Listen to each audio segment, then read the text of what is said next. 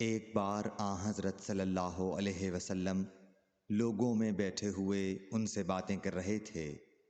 اتنے میں ایک دیہاتی آپ کے پاس آیا اور پوچھنے لگا کہ قیامت کب آئے گی؟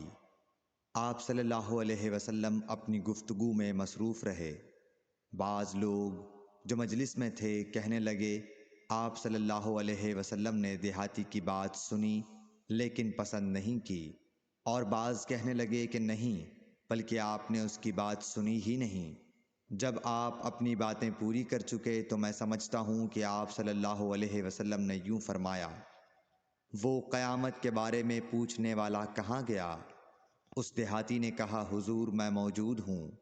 آپ نے فرمایا کہ جب امانت ایمانداری دنیا سے اٹھ جائے تو قیامت قائم ہونے کا انتظار کر۔ اس نے کہا، ایمانداری اٹھنے کا کیا مطلب ہے؟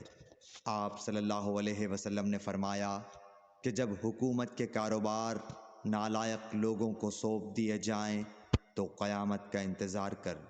صحیح بخاری، حدیث نمبر 59۔